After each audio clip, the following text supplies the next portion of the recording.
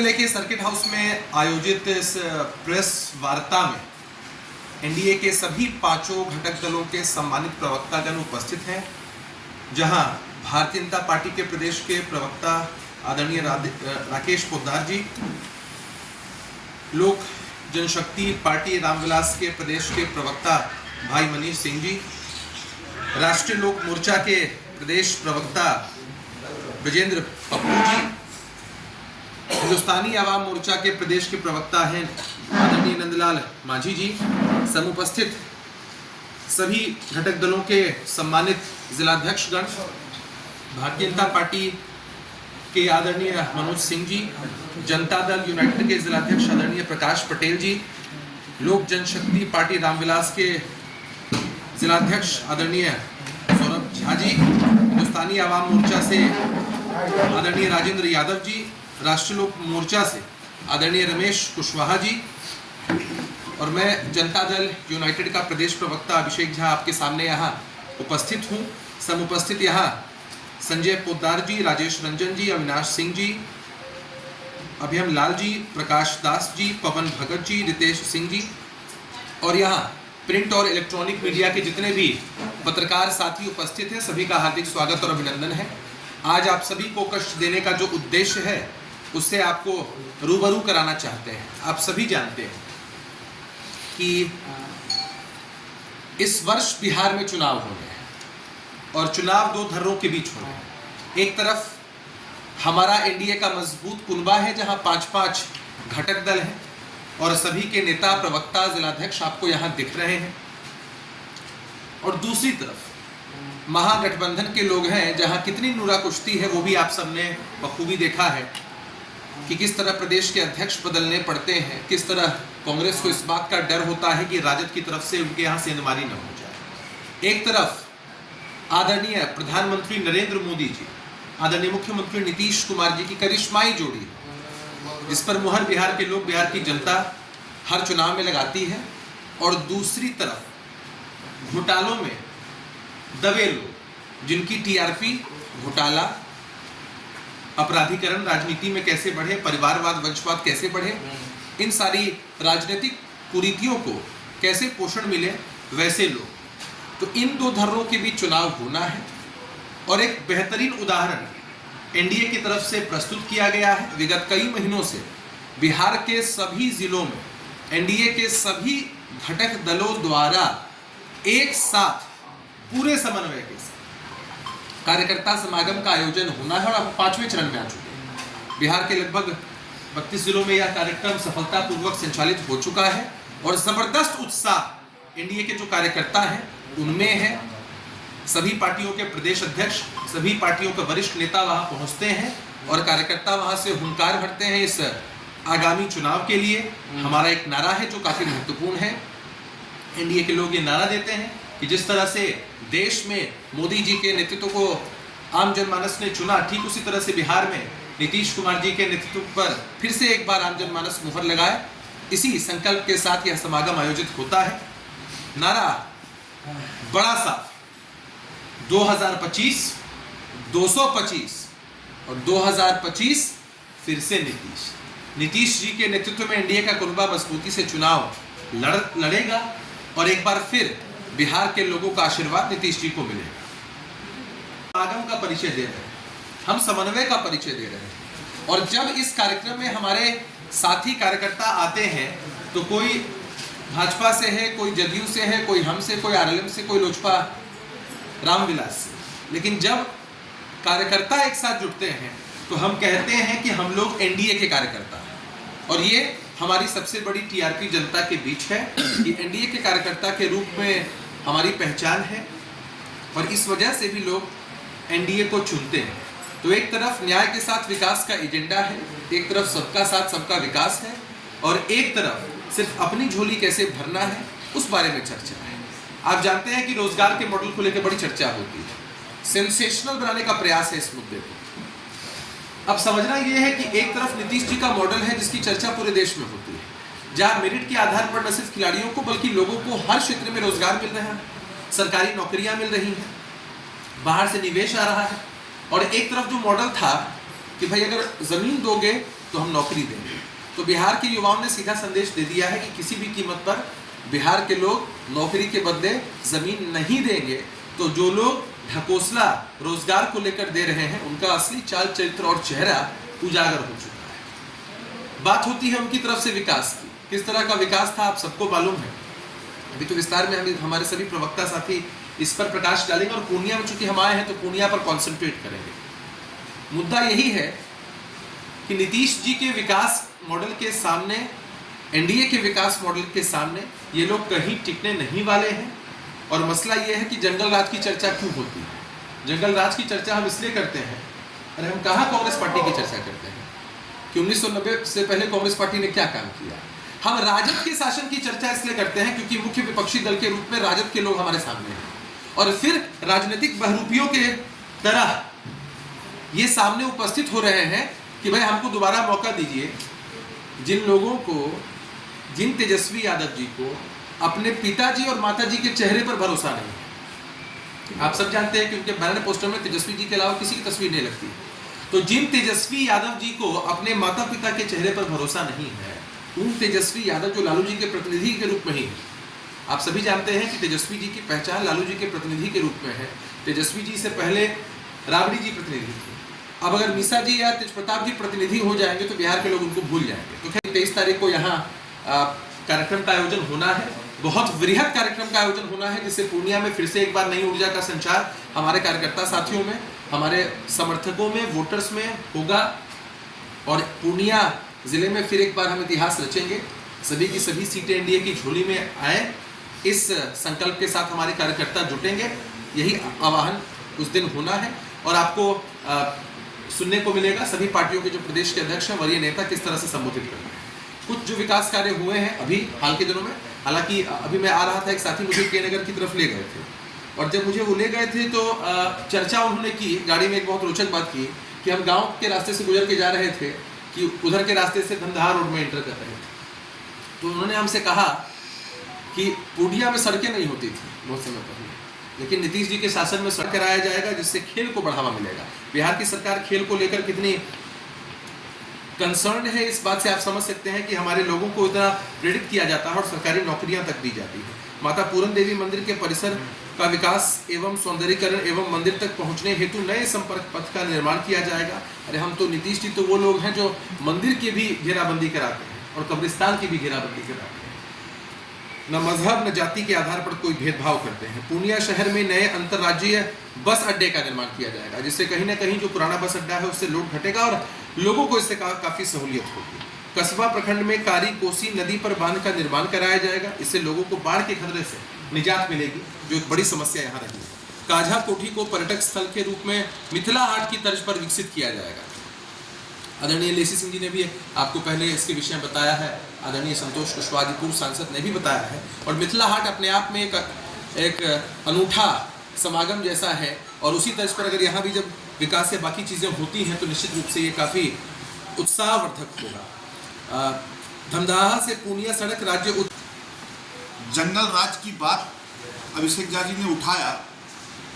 जंगल राज की गुणगान एक बार संसद भवन में अटल जी के समय पूर्व प्रधानमंत्री चंद्रशेखर जी के समय में उठी थी और इंद्र कुमार गुजराल जी देश के प्रधानमंत्री थे। उस समय में लालू जी की बात संसद भवन में नहीं उठती थी।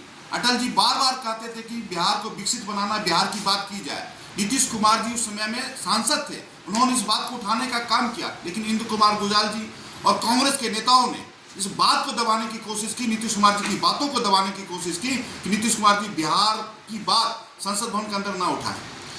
लेकिन अटल बिहारी वाजपेयी जी का सपना था कि बिहार को विकसित कैसे बनाया जाए, इसलिए अटल जी ने नीतीश कुमार जी को बिहार के मुख्यमंत्री के रूप में 2005 में भेजा गया और जनता के आशीर्वाद से वो बिहार के मुख्यमंत्री बने। अटल जी का सपना था कि बिहार कैसे विकसित हो। और मैं अटल जी की बार इसलिए बोलता हूँ कि अटल जी का ही सोच था कि हमारा एनडीए गठबंधन मजबूत गठबंधन हो और बिहार को विकसित करते करते भारत का देश को विकसित करने का काम करे। लेकिन हम लोगों ने नीतीश कुमार जी के नेतृत्व में लगातार 20 सालों से काम कर रहे हैं और बिहार का विकास हुआ है। इस बार बिहार के बजट में 3,17,000 करोड़ का बजट दिया गया है, जिसमें महिलाओं को पिंक टॉयलेट की बात किया जाए, पिंक बसें की बात किया जाए, और महिलाओं को 50% आरक्षण सरकारी नौकरी में दिया गया। और मैं बात करना चाहता हूँ किसान की, जो स्वामीनाथन का रिपोर्ट है, स्वामीनाथन का जो रिपोर्ट के अनुसार बिहार के अंदर किसानों को अरहर दाल, मूंग दाल एमएसपी रेट पे लिया जाएगा और मक्का भी एमएसपी रेट पे लिया जाएगा। तो हम लोग ने किसान के साथ साथ छात्रों के लिए 2020 में जो संकल्प था एनडीए का कि हम 10 लाख रोज नौकरी देंगे, हम 10 लाख नौकरी अभी तक दे चुके हैं और 2 लाख नौकरी हम लोग अक्टूबर के 2025 में पूरा करेंगे। और तेजस्वी जी जो 17 महीने के कार्यकाल की बात करते हैं, मैं उनसे पूछना चाहता हूँ उस समय का मुख्यमंत्री कौन था? माननीय नीतीश कुमार जी के नेतृत्व में मुख्यमंत्री वही थे। जिस विभाग में वो थे उस विभाग में एक भी नौकरी देने का काम नहीं किया। और मैं तेजस्वी जी से बार बार कहना चाहता हूँ कि आप अपने पिताजी के 15 साल के कार्यकाल को क्यों नहीं बताते हैं? इसलिए नहीं बताते हैं क्योंकि पिताजी ने जंगल राज किया था। और जंगल राज शब्द कहाँ से आया? जंगल राज 5 अगस्त 1997 में high court, Patna high court ने कहा था कि बिहार के अंदर जंगल राज है। तो जंगल राज की शुरुआत हाई कोर्ट ने किया था।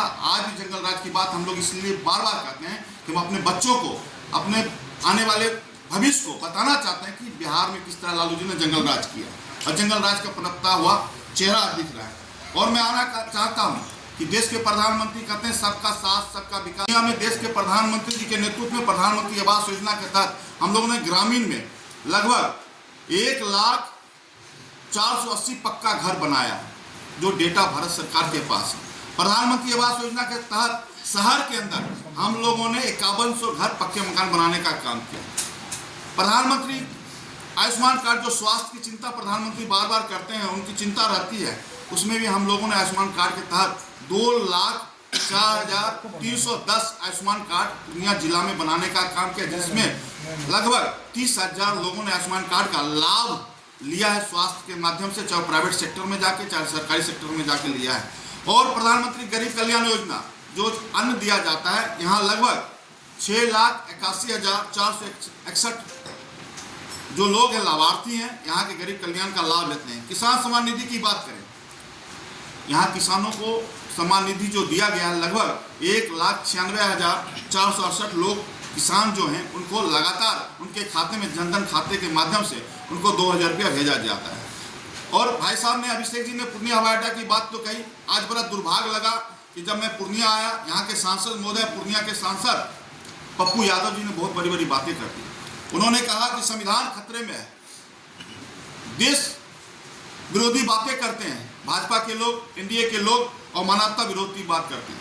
तो संविधान की बात तो पप्पू जी ना ही बोले, सांसद महोदय ना ही बोले, जिसके साथ आप गलबैया में कांग्रेस के साथ हैं।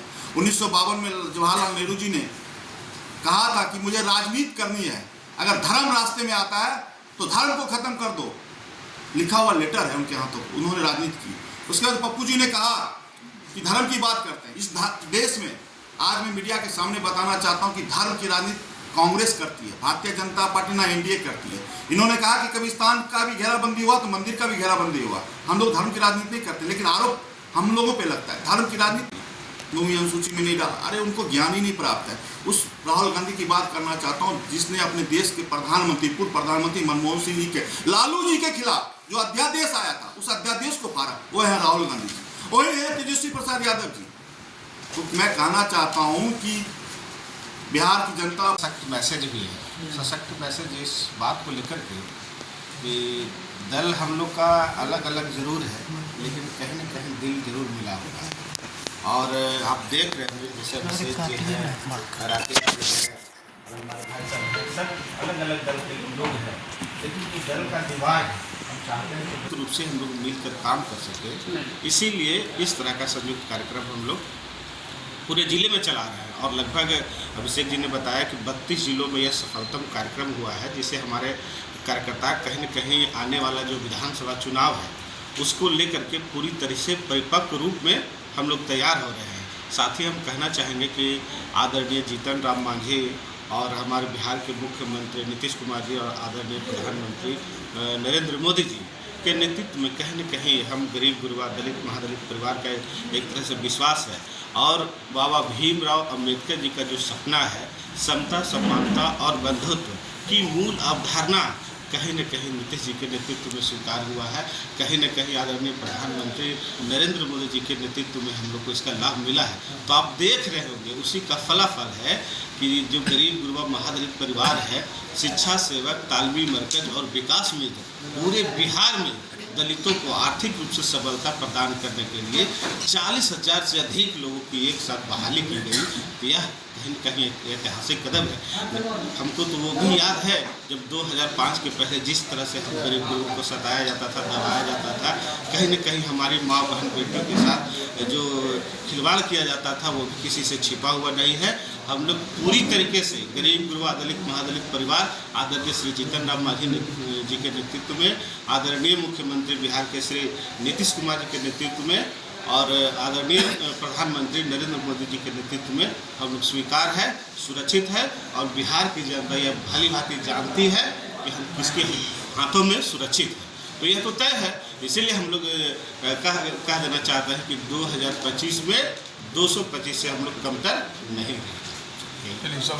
रामविलास के प्रदेश के प्रवक्ता हैं और विद्वान अधिवक्ता भी हैं, तो अब वो आप सबों को संबोधित करेंगे। उपस्थित सम्मानित प्रवक्ता साथीगण, एनडीए के सभी नेतागण और प्रेस मीडिया के साथियों, आज हम लोगों की सीमांचल की राजधानी पूर्णिया में प्रेस वार्ता का मूल उद्देश्य है आगामी 23 तारीख को जिला स्कूल मैदान में आयोजित होने वाली एनडीए की संयुक्त सम्मेलन।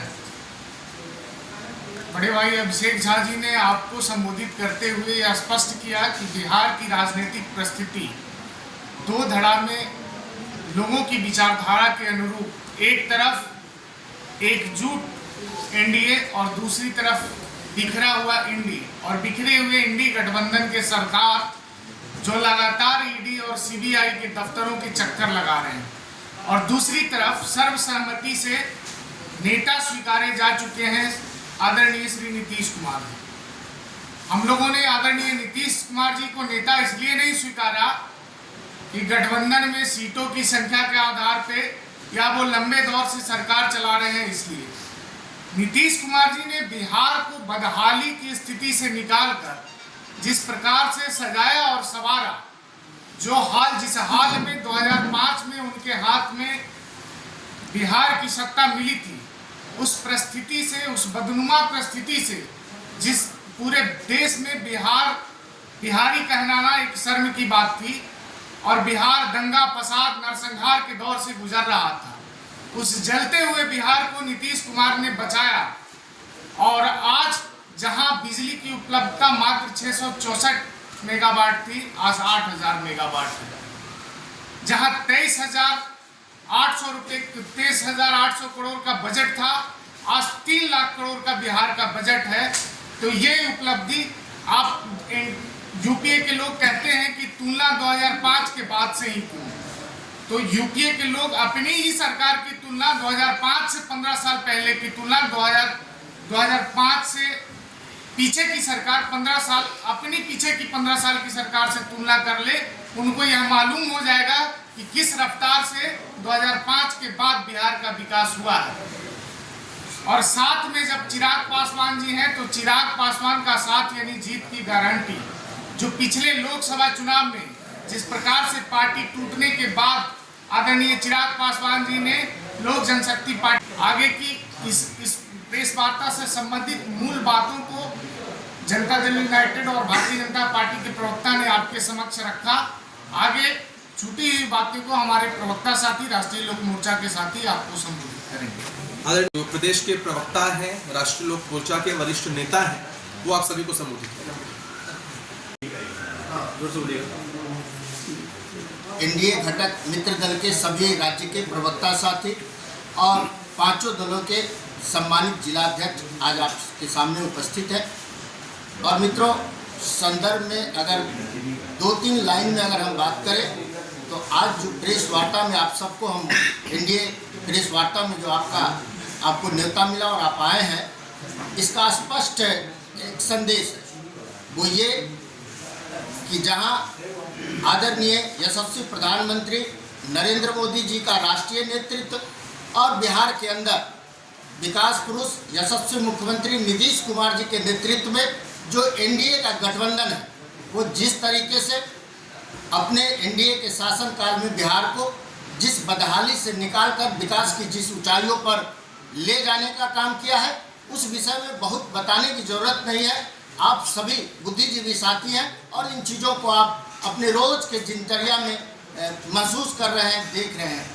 साथियों, आप सभी जानते हैं, यह भी कोई नई बात नहीं बता रहा हूँ, बस सिर्फ याद करा रहा हूँ कि 2005 से पहले की जो सरकार थी, जो राज्य के आज मुख्य रूप से विपक्षी दल की जो दम्भ भर रहा है, हम पूरे विश्वास के साथ कह सकते हैं कि निश्चित तौर पर जिस तरह से आदरणीय नीतीश कुमार जी के नेतृत्व में और हमारे नेता आदरणीय उपेंद्र कुशवाहा जी और जो घटक दल के राष्ट्रीय नेतृत्व हैं, उनके नेतृत्व में बिहार के अंदर शिक्षा के सवाल पर, रोजगार के सवाल पर, स्वास्थ्य व्यवस्था में सुविधा और सुधार के सवाल पर हम जिन ऊंचाइयों को छुए हैं, निश्चित तौर पर हमने एनडीए ने जो विश्वास दिलाया था कि बिहार को विकास की ऊंचाइयों पर ले जाएंगे, आज बिहार वहां विद्यमान है।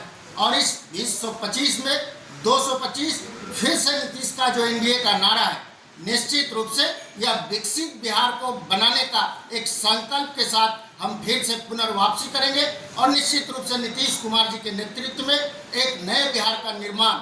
और आप सब जानते हैं कि हमारे प्रदेश के अंदर एक नीतीश मॉडल है, आज एक एनडीए का मॉडल है, जिस मॉडल का राज्य के देश के कई राज्यों ने अनुकरण भी किया है और वाहवाही सिर्फ देश ही नहीं बल्कि दुनिया के कई देशों ने हमारे यशस्वी मुख्यमंत्री नीतीश कुमार जी की है।